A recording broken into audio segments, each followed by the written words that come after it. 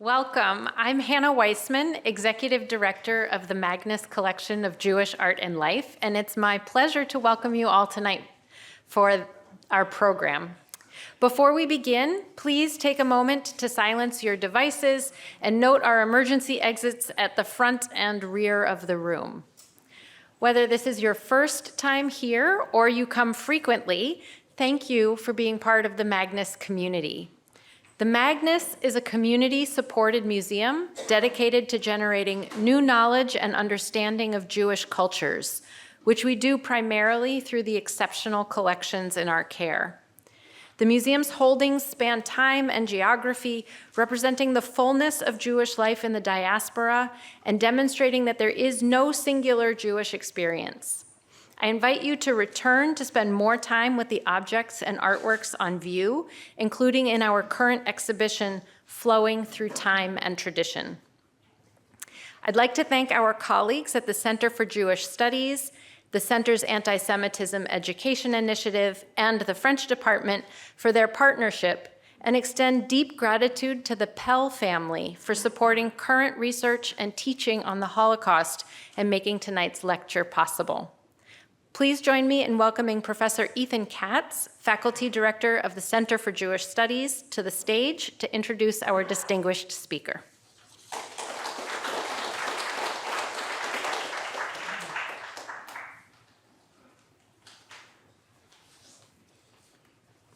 Good evening, everybody. Thank you so much, Hannah. As you just heard, I'm Ethan Katz. I'm the Helen Diller Family Faculty Director of the Center for Jewish Studies, and I'm delighted to welcome you all to this year's annual Joseph and Ida Pell Endowed Lecture.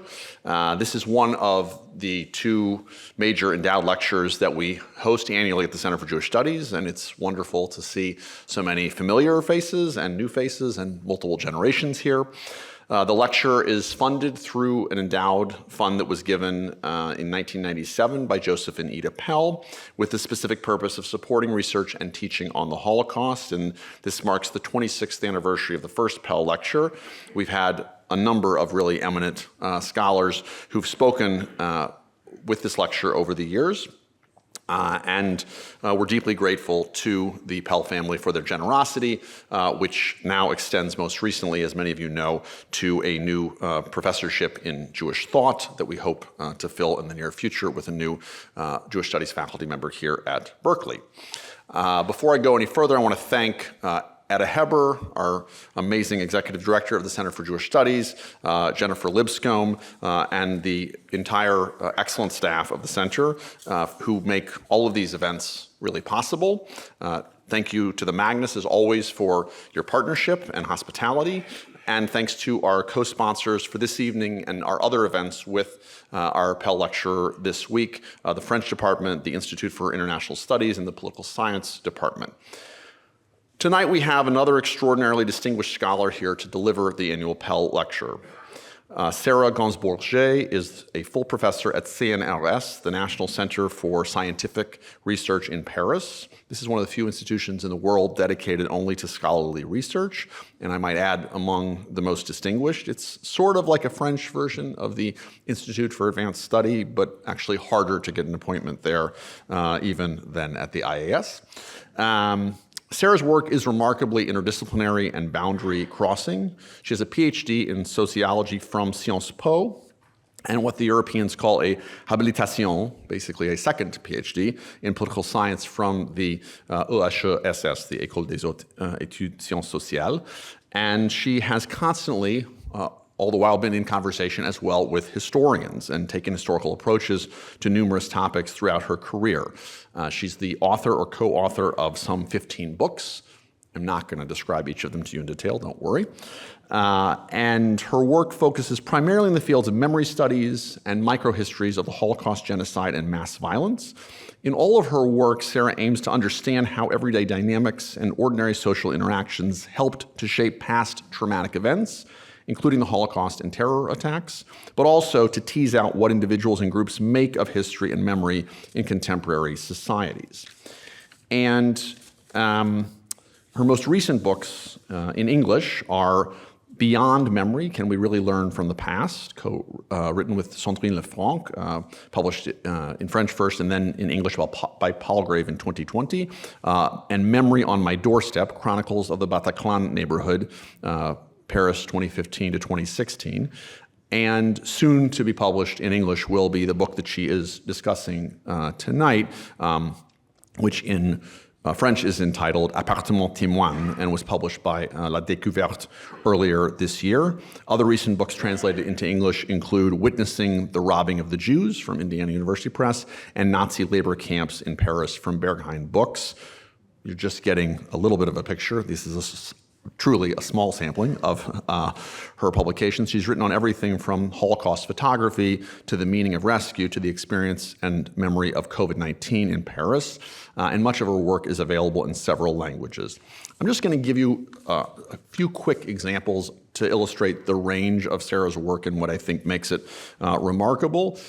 So her work on memory over a long period of time really kind of followed and tracked a lot of new developments in the field, and she spoke actually about being a memory studies scholar for the last 20 years in a really fascinating talk on Monday night that a few of you I know attended. Her most recent book that I mentioned on memory, entitled in English, Beyond Memory, Can We Really Learn from the Past, is an interrogation of a lot of our assumptions about memory.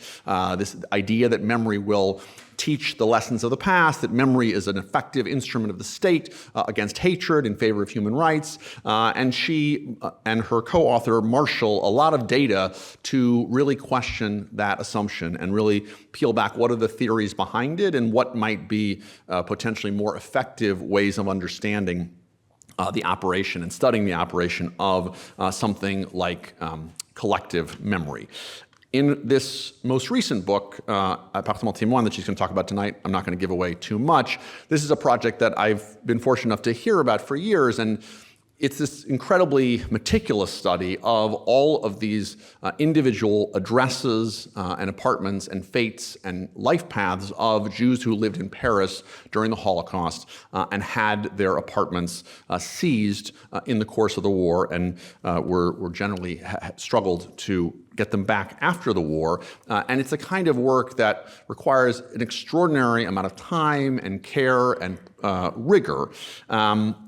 A third and completely different book is this one that I mentioned, Memory on My Doorstep, which was this project that she did after the Bataclan massacre in Paris, where she went around her neighborhood and adjoining neighborhoods talking to people about their experiences and their memories of that attack and how it was affecting their life. So there you have already kind of a sense of the range of the genres in which she works, the kinds of sources with which she works, and her deep investment in social questions, questions of how we remember the past, questions of public space.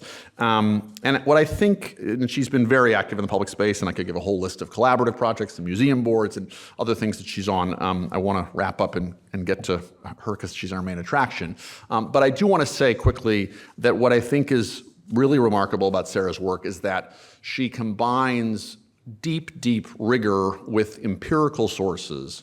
What happened? What really is the story that these sources tell? And deep rigor with conceptual questions. How can we use theory? How can we use concepts to understand better what happened or what we're grappling with today? And frankly, most even very good scholars lean pretty hard in either a theoretical or conceptual or an empirical direction and go lighter on the other. And I think it's quite exceptional the way Sarah really bears down in both areas. And I think it really reflects how much she cares about the learning and really building our knowledge. On a personal level, I went back to look and I found the first email that Sarah sent me. Don't worry, I'm not going to embarrass you too much. And this was in 2018, and I didn't know Sarah at all. We were going to be in Jerusalem together at a conference, and she writes to me and she says, we're going to be at this conference together in Jerusalem. And by the way, I'm working on this project, and there's this other project that I just finished, and there's this project that my student's doing, and you might be interested in all these projects because of our intersecting interests, and I've read all these things from your work. And I went back to look at it, and I laughed because it was a good illustration of the incredible energy that Sarah has to produce as much as she does, to work on as many things as she does, and also how collaborative she is and how genuinely interested she is in always talking to her colleagues and learning from colleagues and always wanting to continue really the collective enterprise that scholarship is supposed to be. And in the time since then, I've only been lucky to have those things confirmed and to also learn what an enjoyable and engaging and funny colleague she is to be around, and feel lucky to call her my friend. So please join me in welcoming her.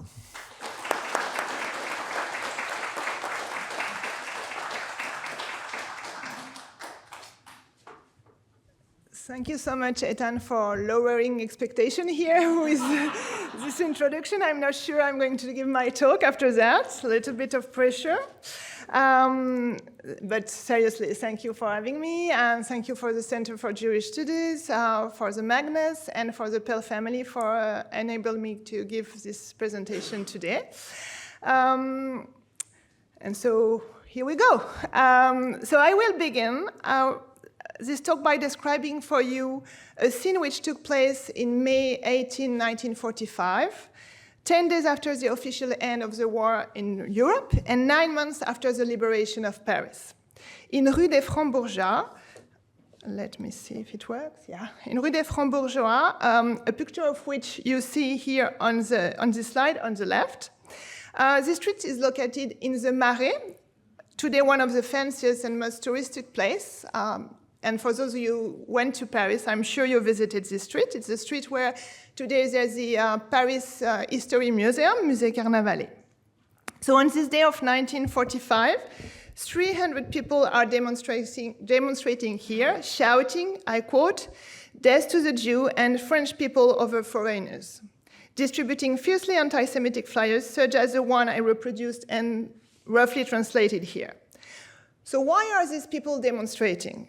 They are opposing the eviction of Jean Prigeur, a Gentile Parisian, from the home he has lived in as a tenant since early August 1944. After months of legal battles, the Rosenfeld family, whose head was deported and killed in Auschwitz, had just won the right to recover the homes they had rented there since the 1920s. Despite demonstrators' claims, the Rosenfelds are not foreigners. As the Prigeurs, they are French citizens. The two families have been living in this same building since the 1930s. They are neighbors, as are most of the demonstrators this day, living in buildings nearby. As a Prigeur, between 1943 and 1944, these demonstrators had settled in tenements in their vicinity who were still legally rented by absent Jewish families such as the Rosenfeld.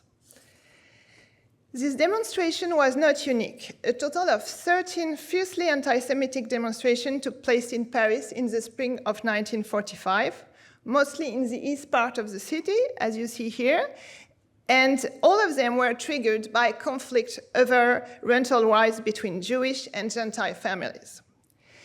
This public demonstration made visible the overall and otherwise diffuse Parisians' reluctance to let go a housing benefit they had gained from the persecution of their Jewish neighbors in Paris. Indeed, between 1943 and 1944, a local public policy organized the systematic reallocation to non-Jewish tenants of the apartments still legally rented by Jewish families. And after the liberation of Paris, society and government worked together not to give back their rental rights to most of the Jewish tenants who had survived or escaped deportation. It is what, with my colleague, Eric Le Bourris and Isabelle Bacouche, we discovered after 10 years of research. And our research breaks with some of the main points of the existing literature in several ways. In France, the current historiography of the Holocaust perpetuates the idea of a discrepancy between the anti-Semitic policy of the state and the administration, who played a role in the deportation of the Jews, on the one hand, and the so-called behavior of the French population, who was supposedly mostly friendly to Jews and sensitive to their situation, on the other hand. The study of this housing public policy calls for moving beyond this reading. It highlights the systematic nature of anti-Semitism beyond individual beliefs and representations.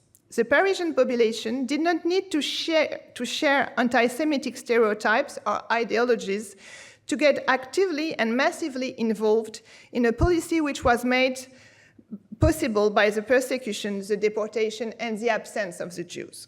This systemic anti-Semitism explains also why, after the liberation of Paris in fall 1944, the new Republican government implemented a legal framework preventing a large part of this Jewish population to come back home.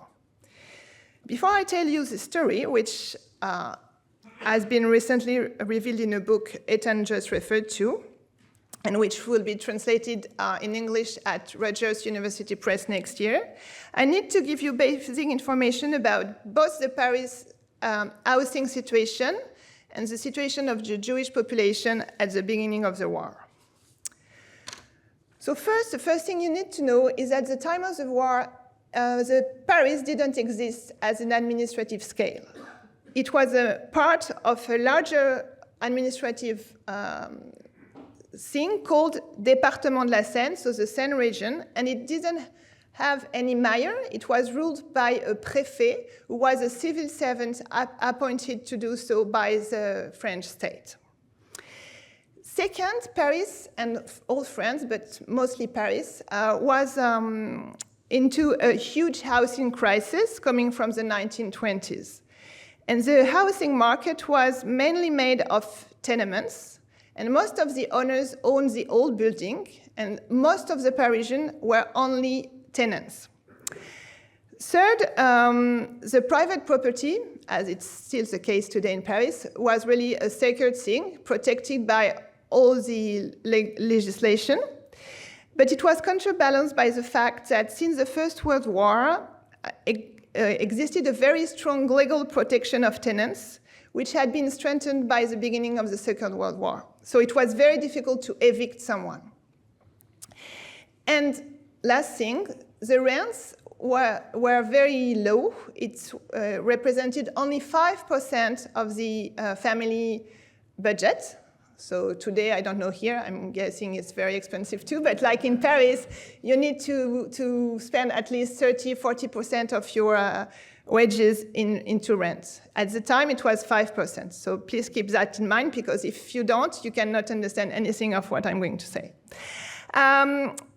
Second group of information about not the housing itself, but the people. So Paris and its region counted 5 million people at that time. And a massive exodus of them took place at the beginning of the war, when Parisian people were waiting for the German troops to arrive. So it is estimated that 80% of these people left Paris. But most of them came back. But still in 1942, still 1 million of people were missing from Paris, because they were in the south of France or other part of the northern part of France, right? So it's 20%. But among these million people missing, only 10% of them were Jews. So you need to also keep that in mind, that 90% of the missing people were not Jews, and they also had houses and homes that were empty of people. And finally, at the time, in 1940, we estimate that the Jewish population of Paris counted 200,000 people. 2/3 of them were foreigners, and this population was economically and socially very diverse, and most importantly, they lived in all the neighborhood of Paris. So I know for those who have visited Paris or are interested in the history of Paris, we spoke of the Jewish quarter in Le Marais, but it's not really appropriate. First, less than half % of the people there were Jews, but most importantly, Jews were living everywhere. And actually, this geographic dispersion of Jews all over Paris and the German preconception that the French people would be less anti-Semitic than in other countries led the occupiers to decide not to create any ghetto or any designated quarter. And this had consequences, which are going to be important for my presentation today. So because of this dispersion, the address of where people were living became a very important tool of persecution. First, because in France, since 1872, people were not identified anymore through their religious belonging. So there was no official record of who was Jew or not, okay? And so when the Germans came, they had to build this information, and they asked the Jewish families to register as Jews locally. And it's based on this information linked to their address that the roundups and the arrestation took place. As a consequence, private homes have been from the beginning withdrawn from any kind of policy of dispossession of Jews, whether being tenements or own properties. So in Paris, in France, a general dispossession of Jewish belongings and ownership was implemented by the General Commissariat for Jewish Affairs, a central administration in charge of this dispossession. But from the beginning, the private homes were withdrawn from this process for the reason I explained, because we needed private home, the government needed private home to find Jews to arrest them. So this Aryanization, dispossession process only included companies, shops, buildings, bank accounts, and so on, but not the private homes. And here I put you just an example of what was put on display on shop windows as a way to indicate that it's going to be sold to a new Aryan person. And here you see the building of the Commissariat Général aux Questions Juives. So this Aryanization policy was not meant to include private home except, I quote, when there was a valid reason to justify their inclusion. However, from the very beginning, this principle of protection of private homes contained one exception, and I'm sure this is the one you heard about because it's a famous one about Paris. And it started from the very beginning of the German occupation. It was unfolded outside of the formal Aryanization policy and directly implemented by the German services.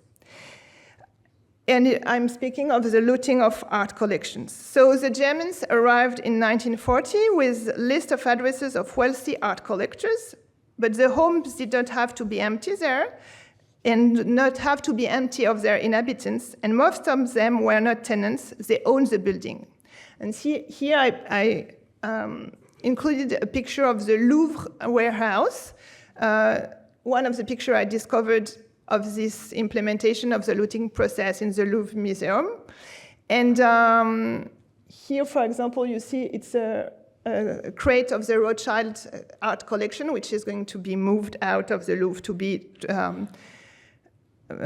taken to Germany. So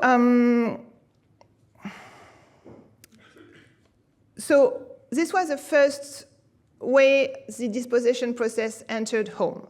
But it changed with the implementation of the final solution and the first deportation of Jews to Auschwitz in spring 1942. And this gave birth to a new term, the one of, I quote, Jewish apartments.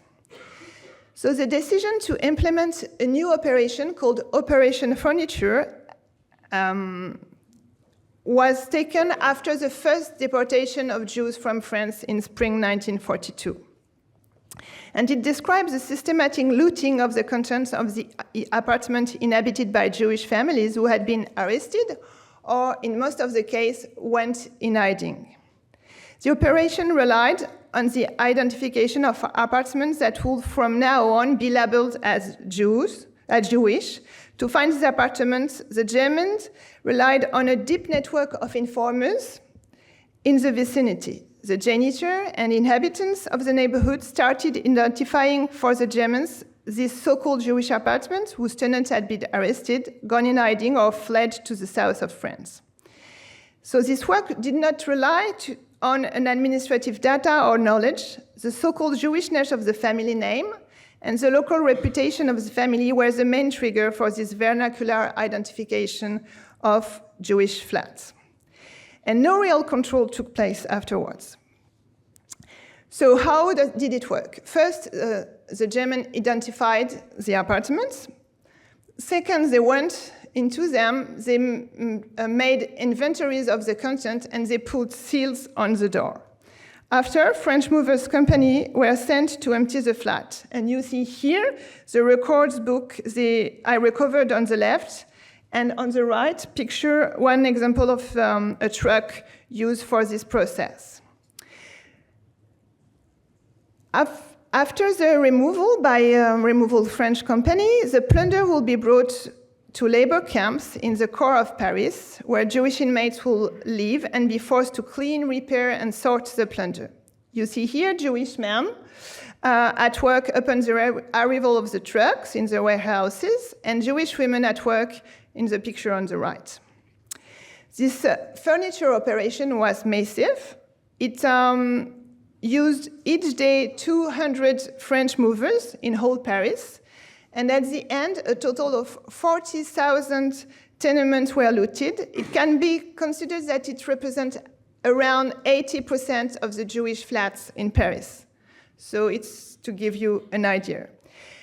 Everything, so this is one example of the things which were taken from this apartment. So everything was taken. And this process, as you see, did not only have an economic goal, but aimed at erasing the very traces of Jewish existence in the French capital. At the end, the plunder was to be distributed to victims of Allied bombing in Germany. And here you see in the basement of the Palais de Tokyo, which is today another very famous place for contemporary art in Paris, you see the crates, actually kitchenware crates, ready to be sent to Germany and to be distributed to victims of Allied bombing. So by its scale, the implementation of the Operation Furniture gave birth to the category of Jewish apartments, and most importantly, made it visible in plain sight. First, from the seals on the door in each of the building, and outside of the building by the parking of thousands of removable trucks in the street. Here on this map, based on the collection of a dozen and very long collection of archive, dozen of different types of archive, you can see the number of flats concerned by this operation at the scale of only one single street, and very ordinary one in the 17th arrondissement, so not in a district identified as intensively Jewish. And unlike goods and furniture that could be transferred to Germany, this so-called Jewish apartment could not be displaced and benefit to the German population. So this now high visibility of the availability of these Jewish apartments all over the city sparked desire and opportunities among the local population. Despite the fact that a lot of these Jewish families were paying their rents, so remember, only 5% of the household budget, even from a distance, 200 of owners and prospective tenants then started to write to the General Commissariat for Jewish Affairs to ask that the rental agreements of Jewish tenants be terminated. Here in the first period, like 1942. This first group of letters used some explicit anti-Semitic stereotypes. From now on, it was clear that the Jews formed a second-class citizens and as such were vulnerable as tenants also. And in their letters, the owners or prospective tenants were reactivating past conflict or wishes in a new context. Some neighbors will ask, for example, to be able to get rid of the Jewish family who had been noisy, often because of the sewing machines, or with who they have been in conflict in the past. A lot of Gentile tenants did not pay their rent or were not reliable, but the law still offered protection to them. In the case of Jewish tenants, their from now on racial characterization seemed to open new perspective for the owners. Their request to get rid of their Jewish tenants was even stronger when the family were still paying the rent. Indeed, since the beginning of the war, the tenants were entitled to some rent discount because of the war situation. Suddenly, because of the racial persecution, the owners saw the opportunity of freeing themselves for this obligation in the case of Jewish tenants. They aimed at getting rid of them to have new tenants and with them a new rent free of discount. But at first, and within the framework of the Aryanization I explained you about earlier, the General Commissariat for Jewish Affairs answered this new request by explaining that nothing could be done. It advised prospective tenants and owners that if the rents were not paid, they had to follow the ordinary legal eviction procedure before a judge, which was long, expensive, and very versatile, and that nothing could be done in any case if the rents hadn't been paid. Everything changed when the number of victims of Allied bombing in the Paris region started to increase, making the use of their rehousing a pressing one. Here you see on the map, in the red circle, the location of the main bombing attacks and the dates in the Préfecture de la Seine area. From now on, so approximately spring 1943, from now on a new policy will use Jewish apartments to rehouse these people, and while only 10% of the people away from their homes were Jewish, only the now labeled Jewish apartments were to be used to give new home to the Allied bombing victims. Starting in spring 1943, the Préfecture de la Seine invented a new policy considering the victims of Allied bombing situation as the valid reason to emancipate them from the legal and limitative framework of the Aryanization and to take their private homes away from Jewish families. This policy, however, did not rely on any legal text and was an administrative creation only. In some cases, it even clearly went against some other laws. For example, since 1939, a national law protected the French prisoners of war whose home couldn't be taken even when they were not paying rent. And you may not know that, but 15,000 Jews were counted among the prisoners of war of France by the German. But in any case, the Préfecture de la Seine included them with no hesitation in their new policy. So starting in August 1993, the Préfecture de la Seine opened a special office in charge of free housing, and whose mission was publicized in the press on a regular basis. So it's what you see on the left. The press article states the obligation for prospective tenants and for owners of Jewish apartments to get an authorization from this office before any new rental agreements. This office, located in the 1st arrondissement, so not that far from la Rue des Francs-Bourgeois, and so in a street called Rue Pernelle, and whose building you see in the picture on the right, will be from now on informally described by its users, dozens of people each day, as the Office of Jewish Apartments. The administrative procedure was organized as follows.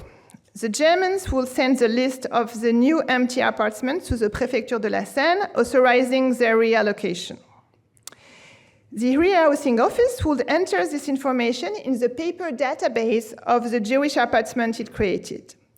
However, most often the city office would already have the information through the declaration made by the owners. So this is the form, Loco Israelit, you see it. Or the prospective tenants looking for a flat he had in most of the cases already identified, and this is the other form. As you see in the part of the forms I translated, it was explicit to everyone that these apartments were initially rented by Jews, which were still the tenants according to law. However, this time, in the thousands of letters sent to this office, there is hardly any mention of anti-Semitic formulas or stereotypes, different from the ones that were sent to the Commissariat Général aux Questions Juives in the 1942 time. And when contacted by prospective non-Jewish tenants who would not have their view on an identified flat, the prefecture will cross their request with the database and, as a real estate agency, would give a list of available apartments to the future tenants for them to visit and make their choice. It is such a list that you see here, so you have the address, but as you see, each apartment is identified by an address, but also by a name. It's, for example, ex-Franco, ex-David, ex-Clean. It's not X, because precisely the name of the tenant identifies the apartment, and so these are the names of the Jews. And so here on the handwriting, it's all the comments that the prospective tenants has to make about the places, and because at the end here, he's not pleased with the suggestion. He wants more apartment because he didn't find the dream one. And so if the owners agreed to take as new tenants the applicants, the Préfecture de la Seine would have picked them for them. They would receive from the Préfecture an official document entitled Autorisation de relocation, which we could translate as the right to take a new tenant, the one agreed on by the Préfecture de la Seine, which could look as protecting owners from any kind of litigation.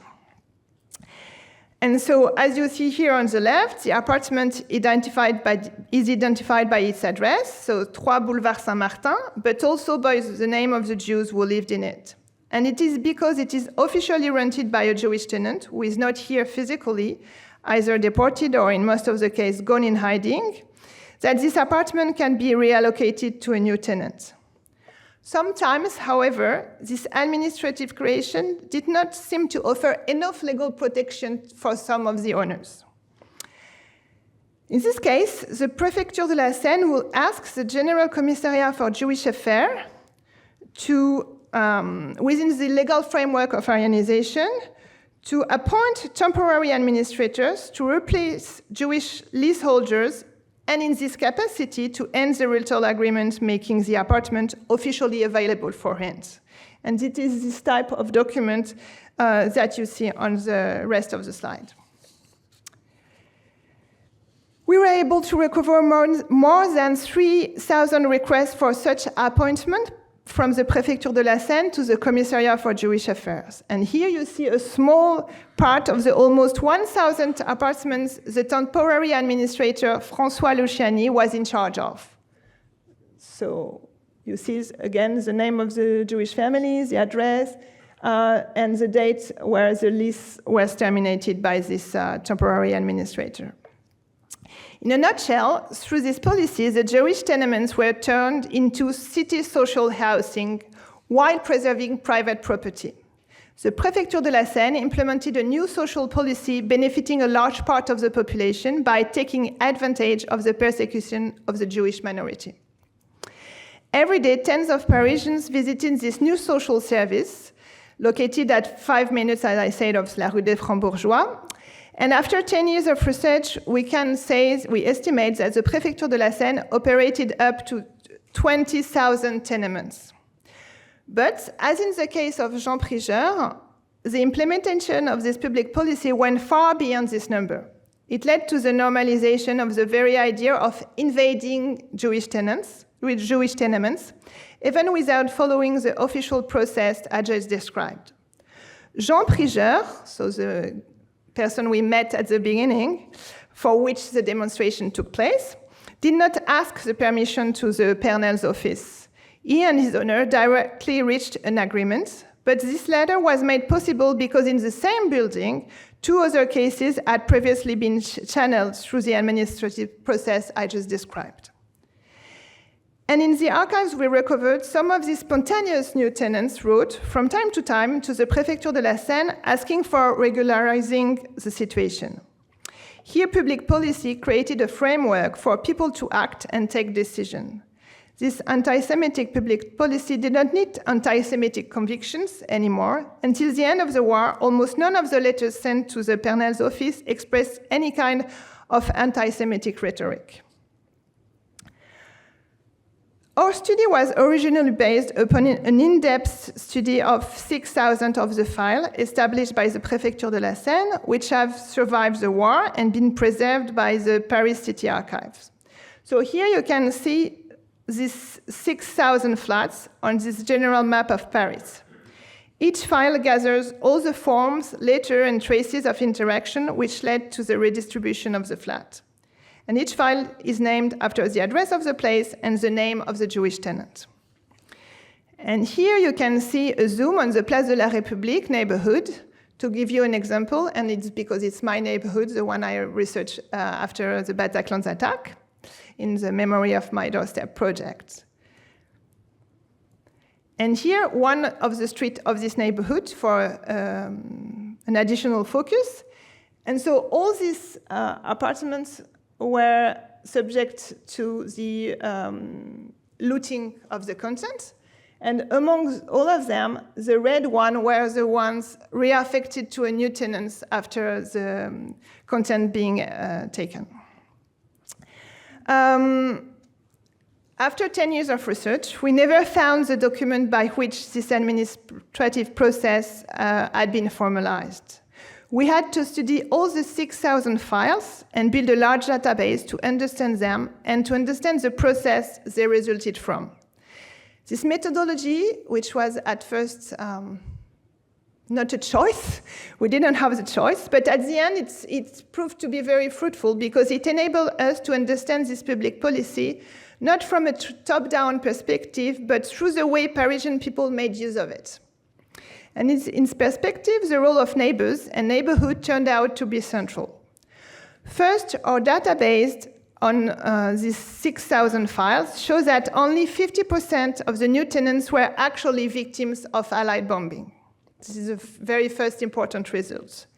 The rest of them belong to other categories considered as worth of interest by the Seine Préfecture in its welfare policy, such as prisoners of war, the families, obviously, civil servants, and others, or some other people who benefited from official recommendation, either from the German or from the French officials.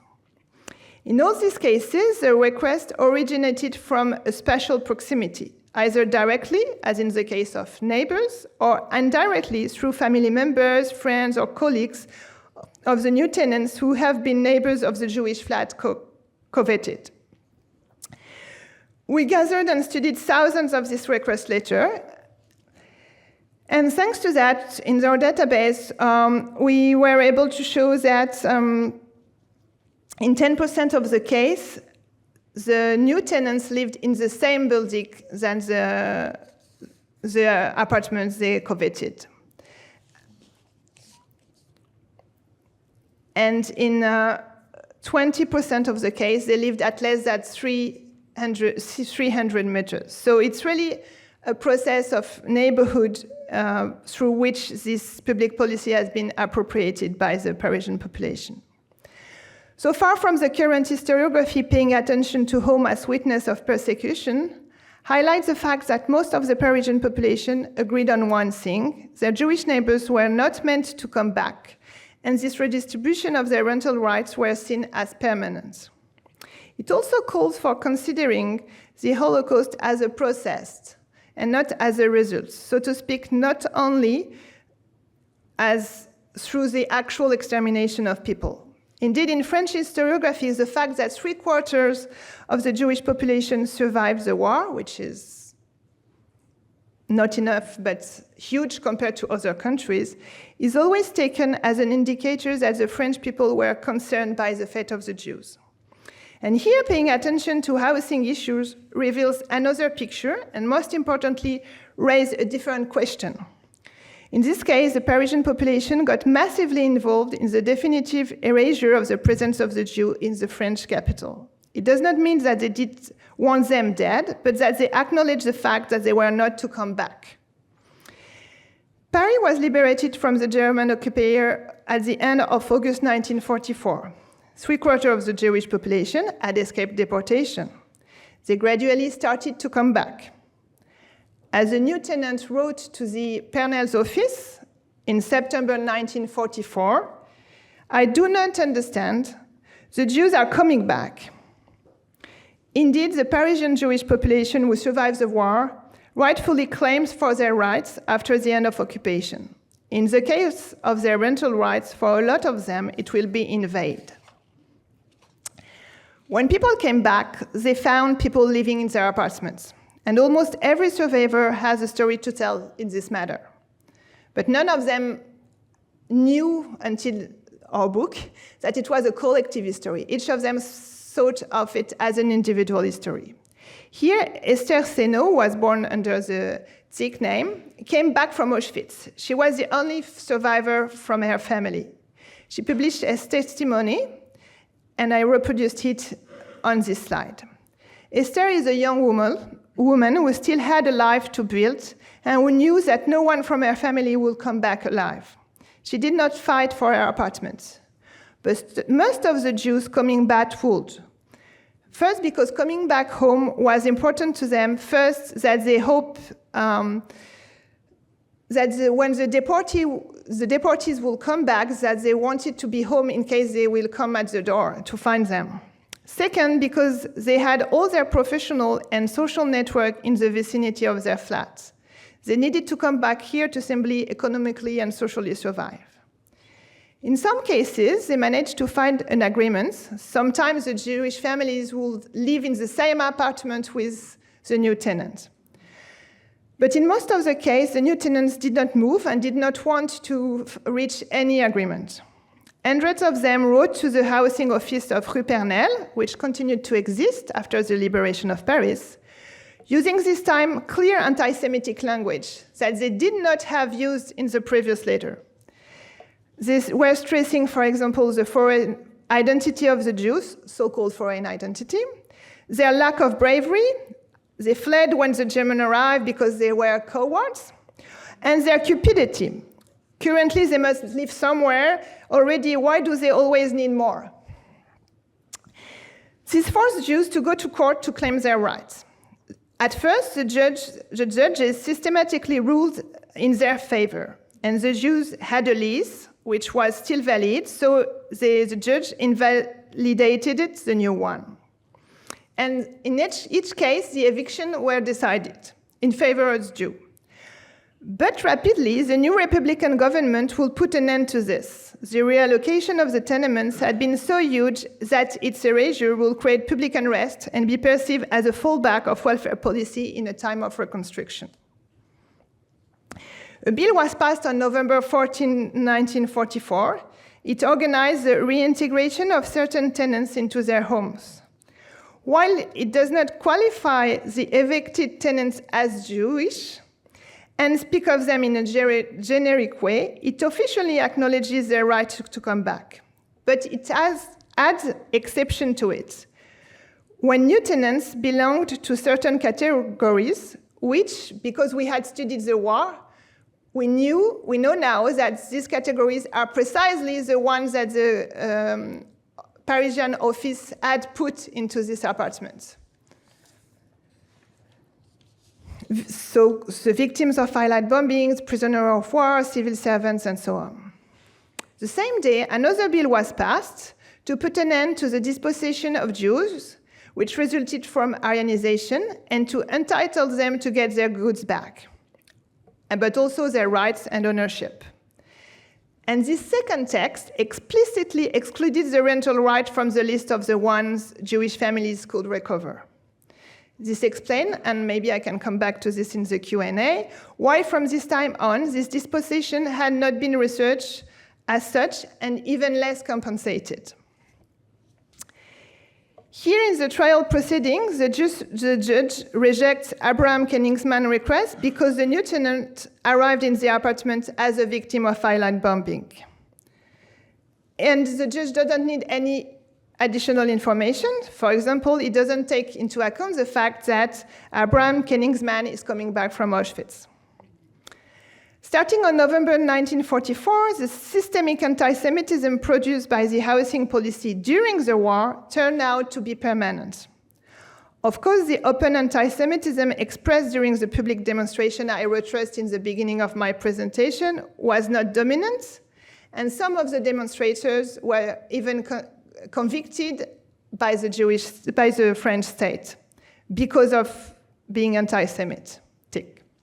The anti-Semitism did not need to be open. Through the administrative continuity and the reactivation of the category used during the war, the November 14, 1944 bill discriminated against the Jews without naming them.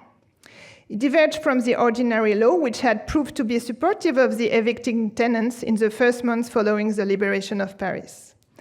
And while apparently acknowledging legal right to come back home, the November 14, 1944 bill created a legal fiction of reintegration in the apartment, while this latter was meant to be ineffective in case the new tenants were members of the category which benefited the most from the Jewish apartments. And it will be my last point, but not the least. And for those who had obtained a favorable court decision, its implementation was not systematic by far. First, to be effective, it needed the participation of the district police station, the very same district police station who was the one implemented the arrestation and deportation of Jews during the war. But even more, for a lot of Parisian Jews, the implementation of the court decision soon became simply impossible. A new law, voted this time on May 1946, suspended the eviction of French tenants if the court had ruled in favor of foreign tenants. And remember, I told you at the beginning, important facts to remember, 2/3 of the Jewish population in Paris were foreigners. So it resulted in the definitive exclusion of any possibility of coming back home for all this group of population. And here you have an example of the way this new law of May 1946 in a way reactivated and give a legal existence to a lot of anti-Semitic stereotypes which were used by these new tenants after the liberation of Paris. This is an ordinary housing documentation, and here the current tenant is asked if he had another home, and he replied that he does not, but he will be evicted in January 1946 by a Polish Jew. And in this very same building, 3 cases are of this type, and all of them say they are going to be evicted because of foreign Jews or Polish Jews. And in this case, this Polish Jews is Estera Glass, again, another survivor from Auschwitz, and she will not be able to come back in January 1946, even if the new tenant says that the judge decision meant that he was going to be evicted at this date. She will not be able to come back before 1947. So the role played by the neighborhood was still central of the liberation of Paris, where the new Republican government worked hard to limit the rights of Jewish tenants to retrieve their home.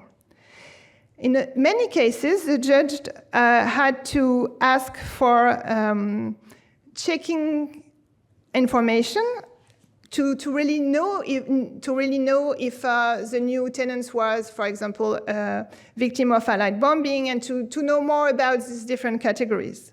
So because of that, thousands of bailiffs were appointed by the courts. And the bailiffs' reports, which we found after painstaking research in the Paris archives, I can come back to that and to this issue of archives at some point in the Q&A. So these bailiff reports show that even after the war, the entire neighborhood was questioned, and more importantly, had something to say about the rental of the Jews and the history of these families. This is the systemic nature of anti-Semitism, which may best explain why this story has taken so long to be researched and still meets some resistance today in being acknowledged. And this massive dispossession of Jewish rental rights consisted in a welfare policy that was perpetrated in plain sight after the war, and which has never been compensated upon since. Thank you.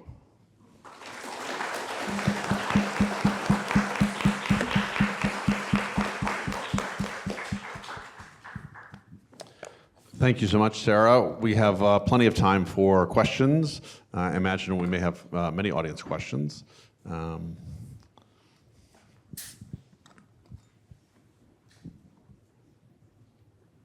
Thank you for the talk. Just one small clarification that I wasn't clear on. At the end of the war, when the Jews came back and wanted to recover their apartments, it sounds like the renters were not able to, but were those who owned the apartments, were they able to recover them? If they were owners of the apartments. No. All the thing I explained, they were only tenants, right? They were renting the flat. If you were, so at the time, as I said at the beginning, most of the buildings in Paris were owned by only one owner. And in most of the case, they didn't even live in the building. They lived in other part of France, and they had like people managing the building for them. In this case, if you were a Jewish family owning a building, it maybe take some time at the end of the war, but the law was in your favor. You will be entitled to recover your ownership of the building. The case I was presenting were only for people renting their flats, and here they were subjected to this all kind of so-called universalistic and general law after the war, without never referring to Jews, but which have been drafted especially to prevent them from coming back. More questions?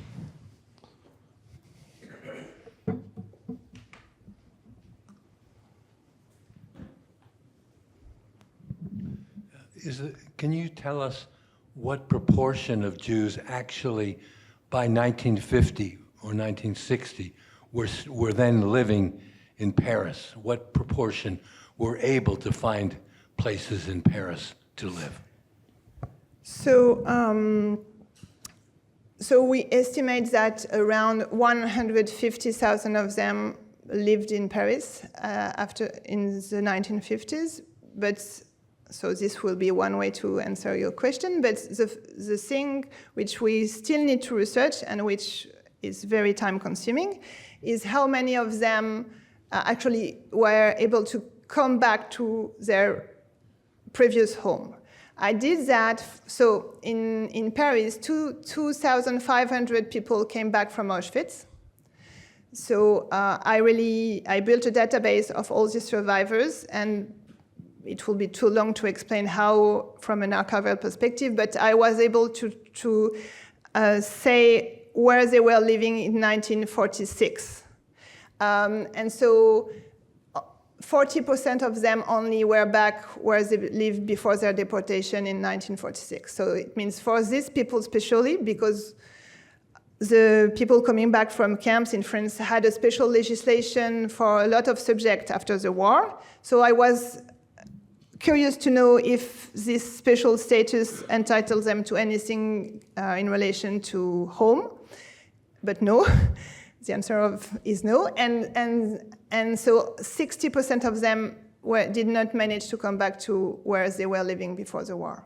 And it's important to understand that since most of the content of their buildings were taken, the fact of coming back to their place for a lot of this family was the only possible relation to all the people they had lost.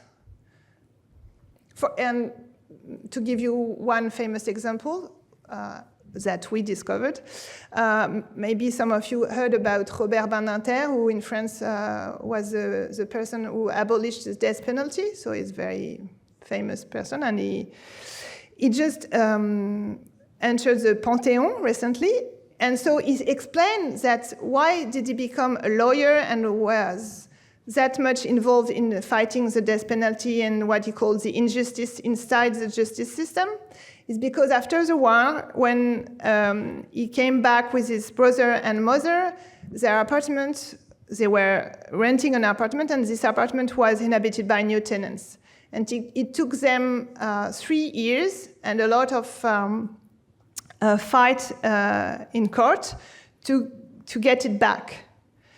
And it is one of the bailiff reports I was referring to, because we really see how his mother was really an incredible woman, really went everywhere trying to do all the study before the bailiff to really gather information, to really plead her case, because it was a kind of paradox that the victim, I mean, people who, in my view, are the victims, had to prove that they were the victim, and it was not the one who came in the apartment who had to bring some information about why they were there. It was the other side who had to demonstrate why their claims could be listened to.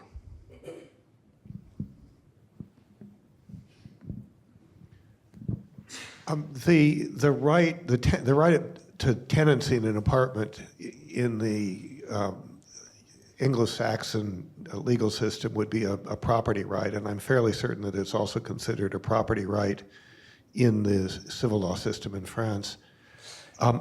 Were there, and obviously, as you indicated previously, many of the property rights were restored to the Jews who had left. The right to, they owned the building. I assume their art, if they could recover it. Probably they couldn't recover the contents of the apartments. But was this tenant's right unique at not being restored after the war among the rights that the Jews in Paris possessed, property rights? Yeah, actually, it's exactly the judiciary question now I have to deal with, because I'm part of the official commission which decide about compensation today of the dispossession. So I'm one of the two researchers, and the other are judges, and we had harsh discussion about this, because now that we explained that, we demonstrated this dispossession of rental rights, they say, oh, but Sarah, we cannot compensate that. It's not property. It's something that has no value. And I said, oh, it's strange that something that had no value interested so many people at the time. It must mean that it had some kind of value. So precisely as I said, maybe too quickly, at the end of the war, so during the war itself, the Free France committed to put an end to all this dispossession when they will be back in power, right? And so in 1944, in November 1944, they passed the first bill to really implement this commitment they had taken to give back everything to Jewish families now that the Vichy regime was over. But in this first text, they said, so they listed all the things that the Jewish families could ask to have back, and they said, but this excludes the rental rights, which will be taken care of in this other text. So the two texts are in the same Journal Officiel, and the other text is the one I referred to as dealing with the coming back of evicting tenants. So it's very specific, and it's really the only case which had not been given any consideration for restitution of compensation. And even in the that's also why it took us so long to research that, because even at the beginning to tell you a small story about that, so we were three doing this work. My two colleagues, they come from the history of housing policy in Paris. They are not at all interested at the beginning by the Holocaust, right? And so Isabelle Bacouche, my colleague, she was studying urban policy, which had started in the 1930s, nothing to do with the Holocaust there. And so she was looking for archives to document some reallocation of people because of eviction due to this urban policy. And so in the list of archives, she saw a group of archives named Requisition of Homes to Help a Victim of Allied Bombing, 1942-1944. So she opened it. And she called me and she said, Sarah, I don't understand what I'm seeing. I see all these Jewish names and the description of Jewish apartments. You need to come because I don't understand anything. It's because of this that we discovered this archive. And now the archives are labeled differently because of us in the city archives, right? Everything is described correctly. So process of dispossession of Jewish rental rights during 1942, and it goes. Some of the files go up to 1960s because it took so long for a lot of Jewish families to get them back. And so, I'm going to my point. In the 1980s, the French government asked for a huge study about the level of compensation and restitution, like to take stock of what had been done and what still needed to be done. And in the official report, some of my colleagues, by then I was too young to be part of it at the time, they wrote, we don't pay attention to rental rights because the Jewish family didn't pay rent and it was ordinary eviction.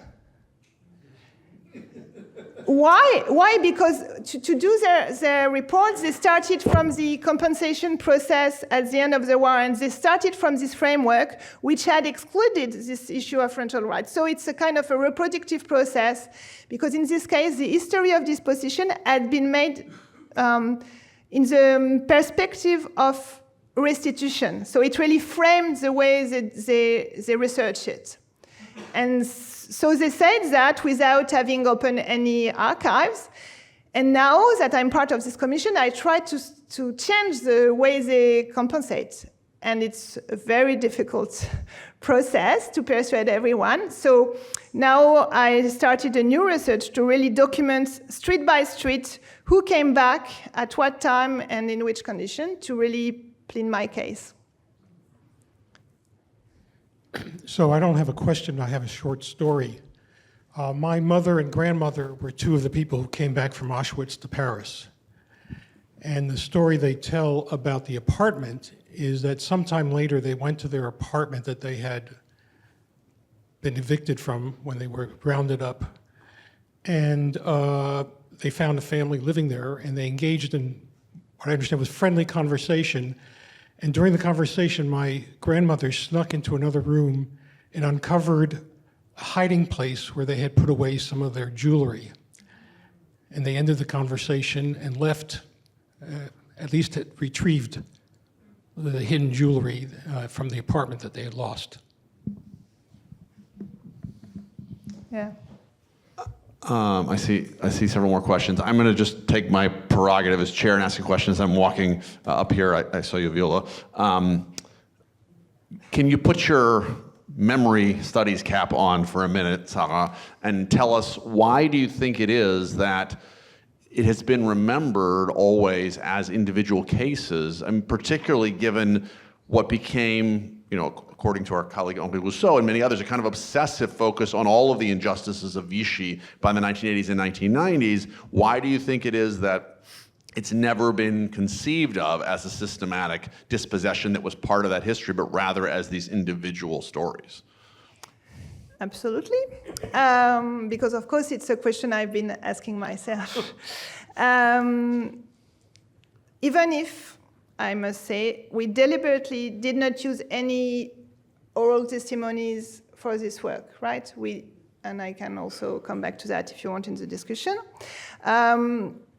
So the first reason is the main difference between this dispossession and all the rest of dispossession is the fact that the point of departure of this dispossession is the Jewish family being absent, right?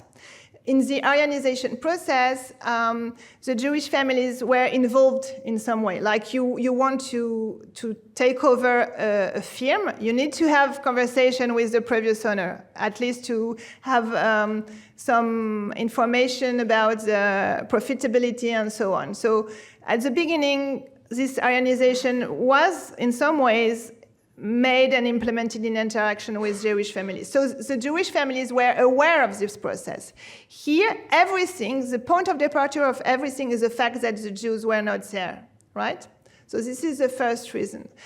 The second reason is, I think, because it's so huge. I mean, if you want to reinstate yourself in a society, you cannot go and have conflict every day with your neighbors. You need to to decide at some point that you want to come back, you want to be accepted in this society. So you cannot really be in conflict every day. So a lot of people managed to come back in the same building, but not in the same apartment, which, by the way, is a very difficult thing to really understand through archives, because the level of the floor to research, it's something very different than the address itself, right? And so there was also this kind of tension because it's not losing something, it's really losing the right to be there. So it has a lot of different implications. So this will be, I think, the two main reasons. And the fact also that from the beginning, it's been described and defined as having no legitimacy to complain about, because it's been put outside of any compensation and restitution process. So at some point when the state and the whole society tells you that there's no hope here, you decide to deal locally with your very small issue of trying to survive here, and not globally with some claims at a more general level. Thank you so much for this fascinating talk. What I wanted to ask you something actually very different, and that is about the images, the visual sources, how they come in the story, in your research, but also in the process itself. And I was wondering, for example, the pictures that document the items, and these were very stark pictures, I think, for actually undoing what makes a home, the dolls, the toys, the pots, so the kitchen utensil, everything that is important for homemaking, for home building. So here we have the level probably of documentation of the issues that took, also all the crates that you've shown to us. But then also, are there also bystanders who made pictures? If you could also explain this picture on the cover of your book, for example. So how do they come in? How were they part of the process of your research?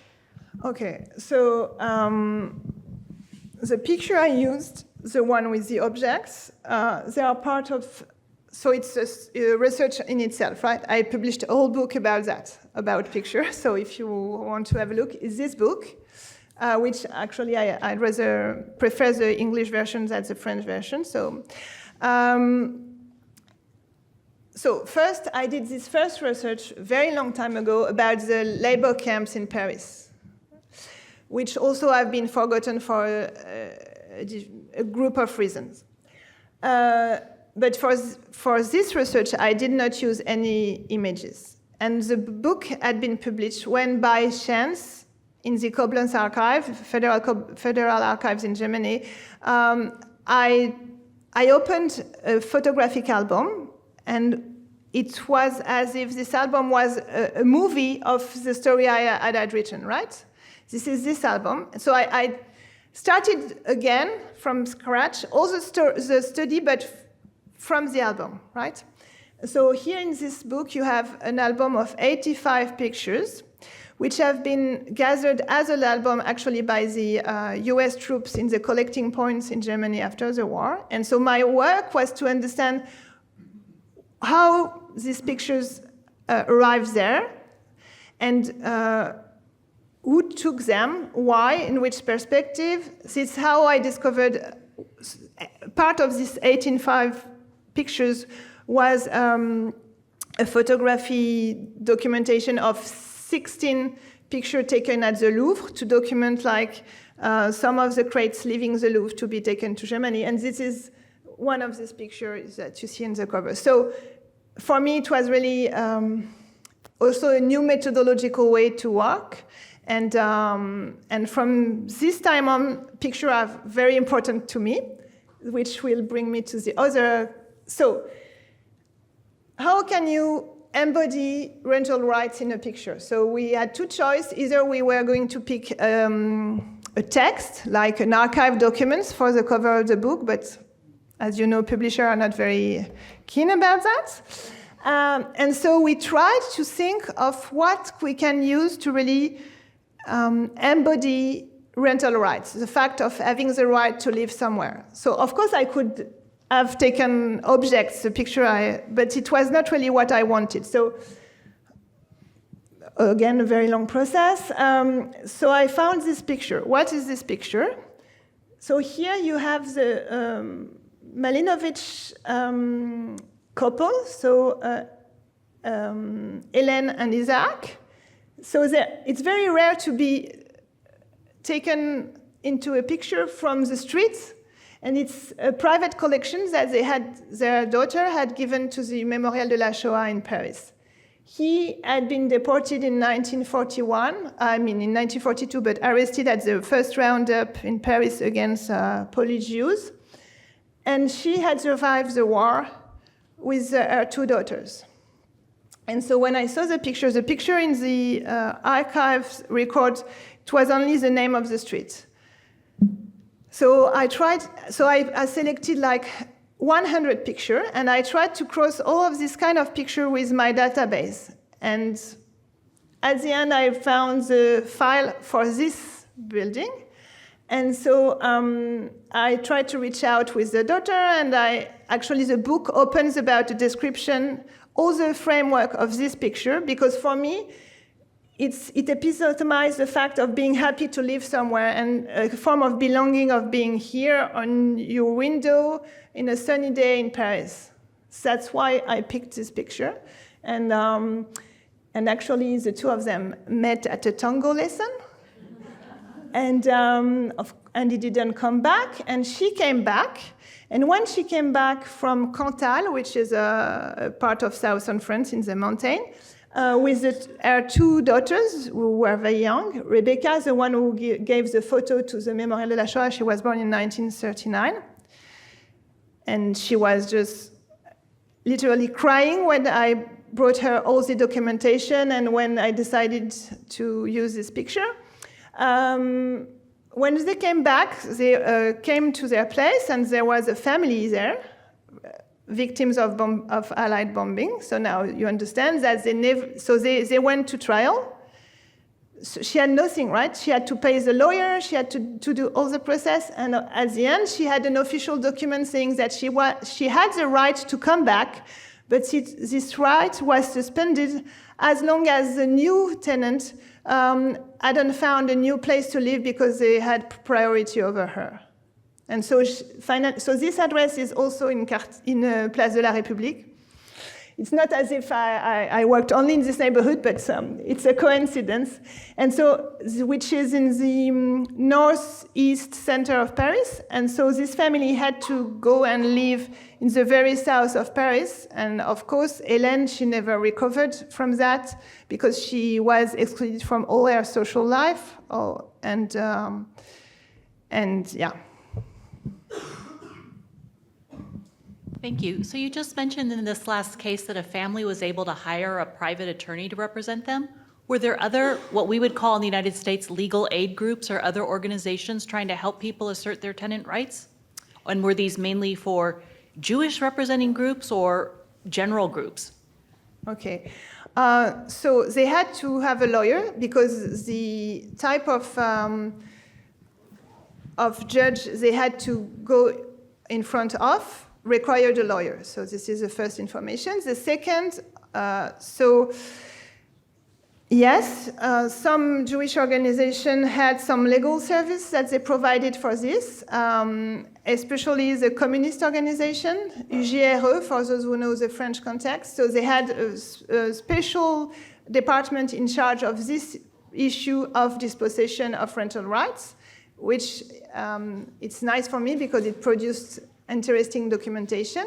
And so they had two goals. The first one was really to try to provide legal aid for these claims in front of, for the trials. And the second aim was to try to implement the decision, because as I said quickly, the implementation was a very, very difficult topic. And when I researched this archive, it's where I really realized that I couldn't only work on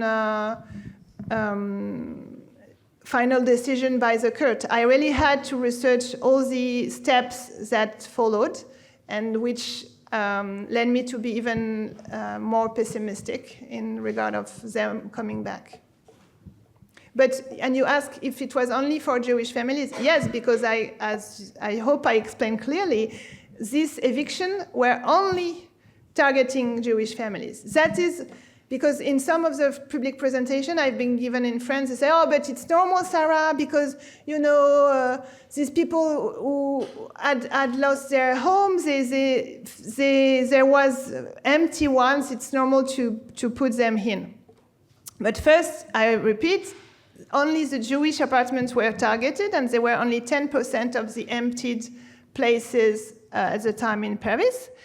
And second, sometimes in the process, the Préfecture de la Seine realized that the people were not Jews. For example, in very, very few cases where from Britain or from other countries. In this case, the owners, they said, okay, I can reallocate it to victims of Allied bombing victims, but I will do it with a special rental agreement which is temporary, meaning that as soon as the legitimate tenants come back, he or she will get back their place. So there was also some legal frameworks that could have been used if, and only if, all the people in interaction here would have considered the very simple possibility that the Jewish tenant could come back at some point. Any last questions here? Did I see a hand over here?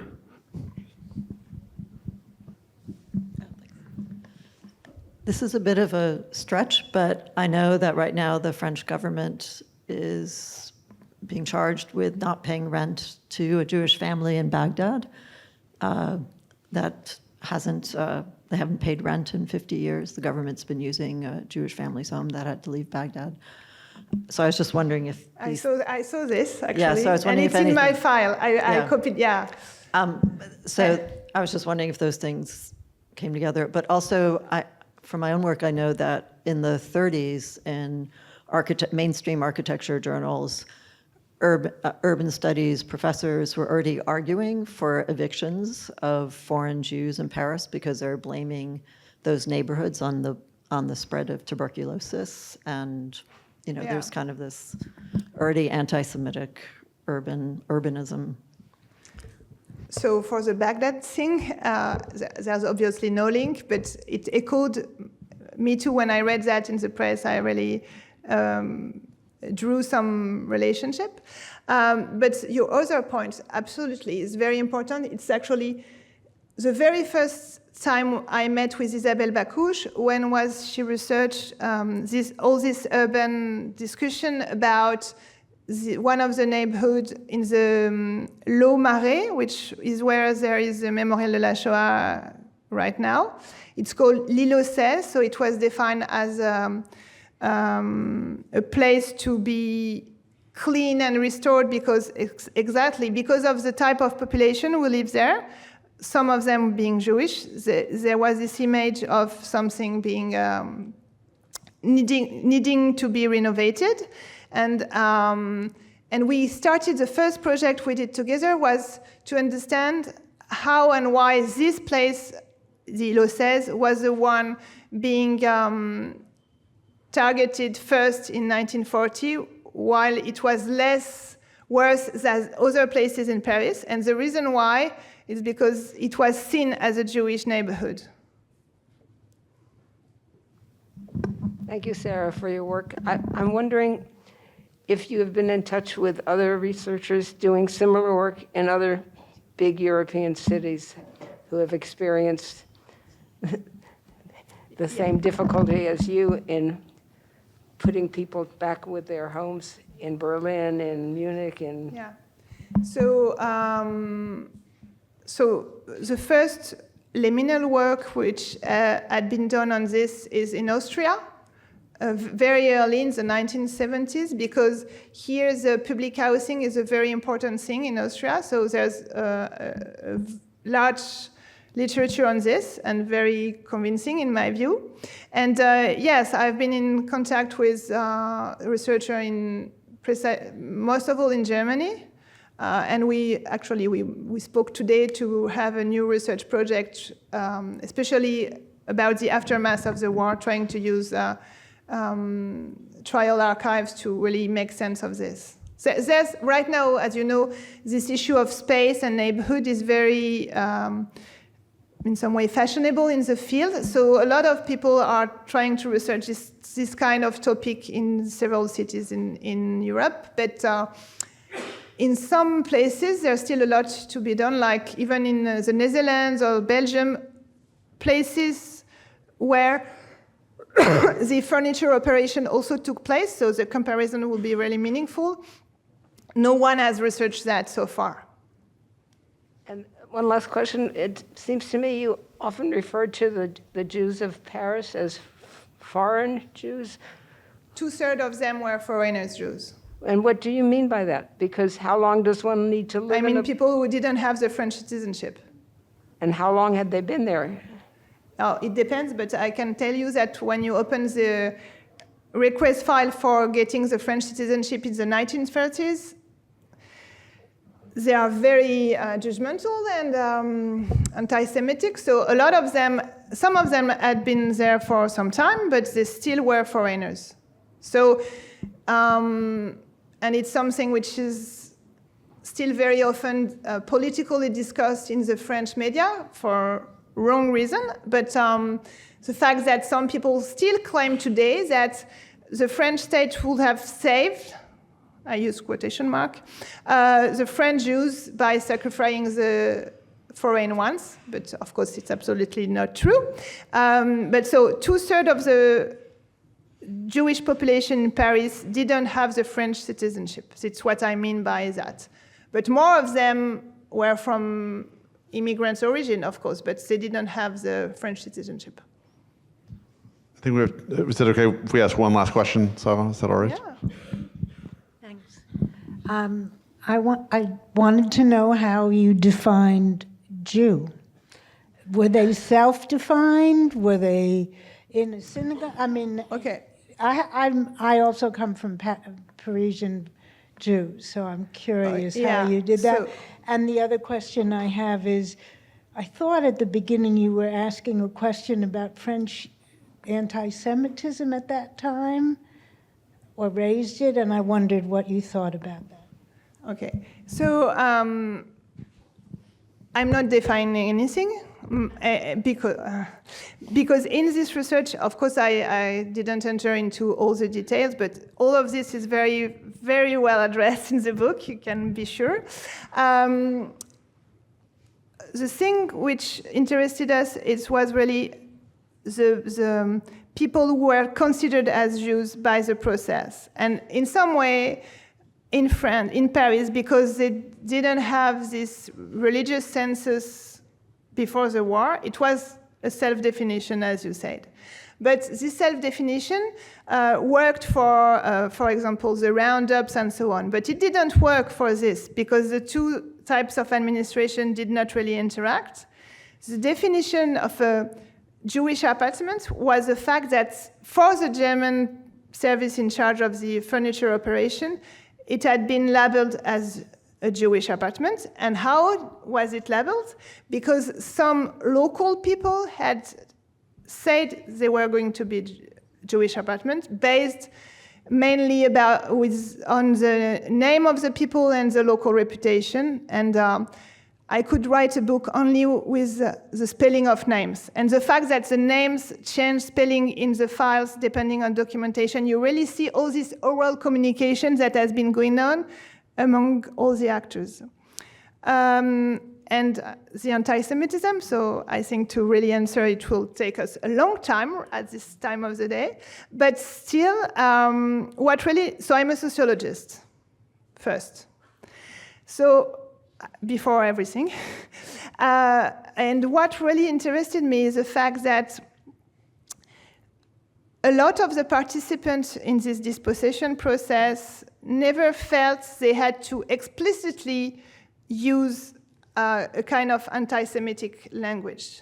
And it's at the end of the war that you can really see how it was fueled by this anti-Semitic representation without them being said. So it was this tension that I was interested in, especially because of as I said, a kind of mainstream history in France right now where there's a kind of common ground where some people think that overall of the population was really almost philo-Semitic, which really, and my point is not to say that it's true or not.